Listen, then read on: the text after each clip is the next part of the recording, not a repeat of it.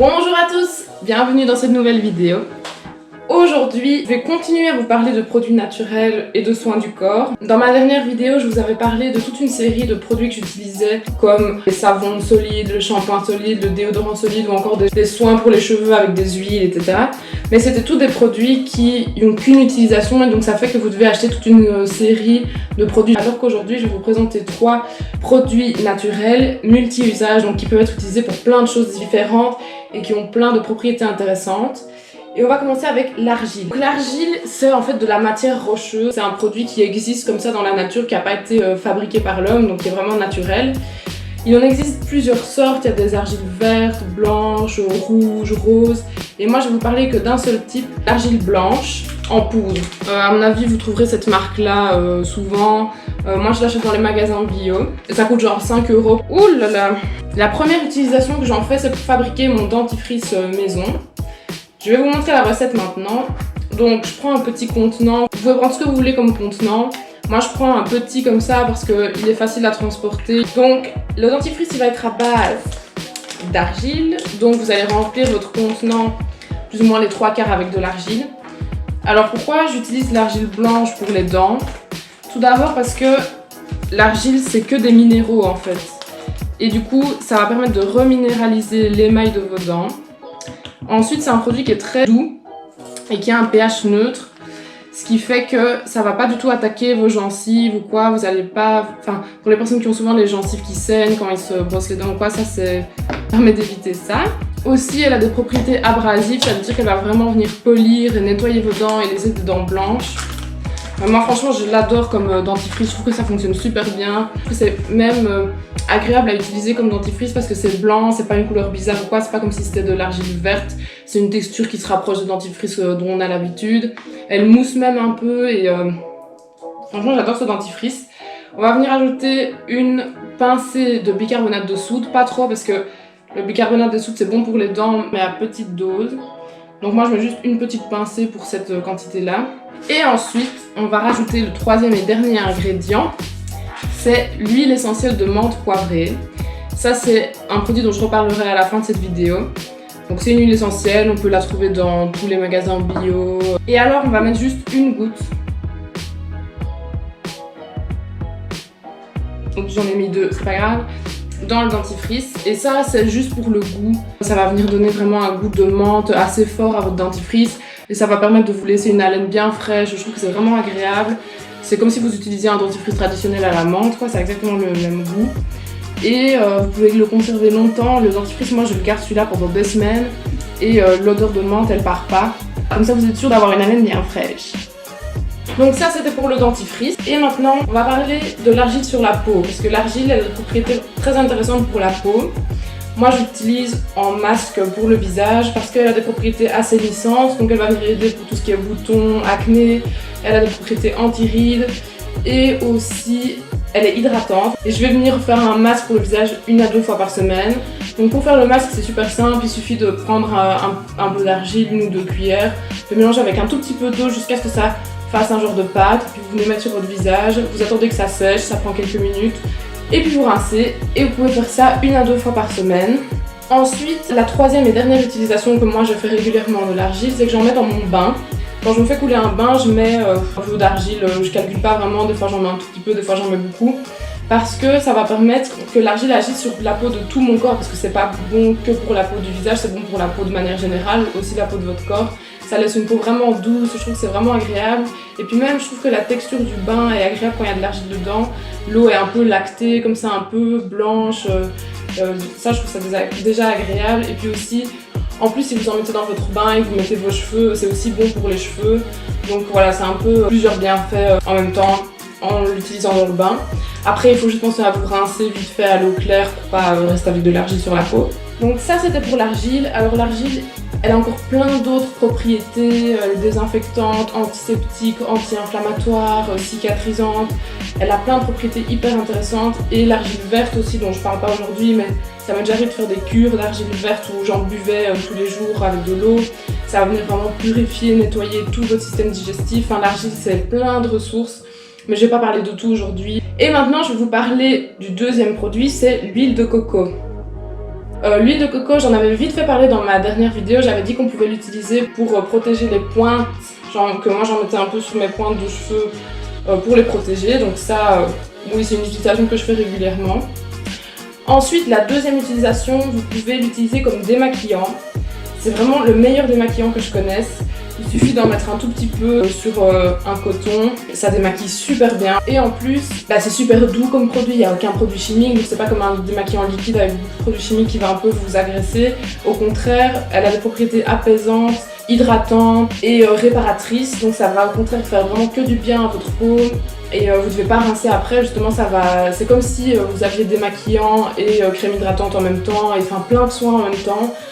C'est hyper pratique et moi je trouve ça parfait à appliquer le soir pour se démaquiller, s'hydrater, un peu apaiser la peau de la journée pour qu'elle s'hydrate bien pendant la nuit. Ensuite, moi je l'utilise aussi comme baume à lèvres parce que j'ai souvent les lèvres super sèches. Donc je mets juste un peu d'huile de coco et ça les hydrate bien, je trouve que ça fonctionne bien.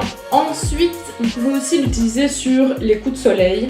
Pour les coups de soleil et les brûlures, moi je trouve que niveau produit naturel, c'est l'aloe vera qui fonctionne le mieux.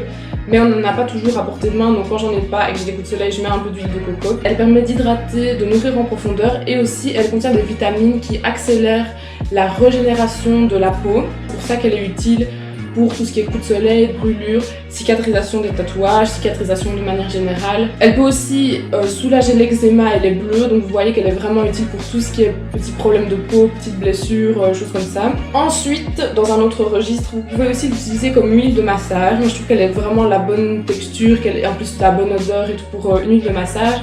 Et vous pouvez aussi l'utiliser comme lubrifiant naturel. Comme quoi l'huile de coco elle sert vraiment à tout. Mais évidemment vous pouvez aussi utiliser l'huile de coco pour cuisiner. Pourquoi elle est particulièrement intéressante en cuisine? Parce que déjà c'est une huile qui brûle pas, qui résiste à de très hautes températures. Même à très haute température elle va pas commencer à fumer, à cramer ou elle va pas se dénaturer et perdre ses propriétés. Donc je trouve que déjà ça c'est pratique. Ensuite il y a des études qui démontrent que d'en consommer tous les jours ça réduirait les risques d'Alzheimer et ça préviendrait d'Alzheimer, donc ça c'est assez fou quand même. C'est aussi une huile qui est facilement assimilable par les intestins et par le foie, qui se digère facilement. Après évidemment ça reste une graisse, il faut pas en boire 1 litre par jour, en consommer 1 kg par jour, mais d'en consommer plus ou moins une cuillère à soupe par jour, ça a plein d'effets bénéfiques sur la santé. Pour bénéficier de tous ces bienfaits, il faut faire attention à 2 petits éléments, c'est d'avoir une huile de coco qui a été pressée à froid et qui est vierge. Et ça c'est des trucs qu'il est mis sur le pot, genre moi sur le mien il est mis ici que c'est une huile vierge. Donc moi j'utilise comme huile de cuisson pour tout ce qui est plat asiatique, des nouilles, des wok. Mais si vous n'aimez pas le goût de la coco, il y a de l'huile de coco désodorisée qui existe. Donc c'est de l'huile de coco normale, sauf qu'elle a été chauffée à la vapeur et elle a perdu son odeur et son goût. Et donc celle-là, l'huile de coco désodorisée, vous pouvez l'utiliser, remplacer le beurre dans les pâtisseries ou sur le pain ou quoi, parce que c'est meilleur pour la santé que le beurre traditionnel. Donc ça c'était le deuxième produit naturel et maintenant je vais vous présenter le troisième et dernier produit, c'est l'huile essentielle de menthe poivrée. C'est vraiment une des huiles essentielles les plus connues, qui est très utilisée. Moi je l'utilise d'abord pour les maux de tête. En cas de mal de tête il suffit de... Moi j'en mets un tout petit peu comme ça sur mon doigt. Je fais comme ça, j'en mets sur mes 2 doigts et puis après vous vous frottez les tempes avec. Et vous allez voir que ça va vraiment vous donner une sensation de froid comme ça dans tout le crâne et ça peut faire du bien contre les maux de tête. Ensuite vous pouvez aussi l'utiliser contre la gueule de bois. Moi quand je bois certaines quantités d'alcool, j'en prends une goutte sur la langue, soit juste avant de dormir, soit juste en me réveillant. Si c'est le matin, en vous réveillant, vous en prenez avant de boire de l'eau, avant de manger ou boire quoi que ce soit, vous en prenez. Vous attendez un petit peu parce que vous allez voir que ça pique, c'est assez fort. La première fois que vous allez mourir. Mais après on s'y habitue, donc vous attendez un peu, que ça passe. Et puis après, voilà, vous faites votre journée. Et ça peut vraiment aider. Sur le site internet, je vois beaucoup qu'on dit de la prendre quand on la consomme en l'ingérant. On conseille souvent de la prendre sur un sucre ou bien dans une cuillère à soupe de miel ou quoi.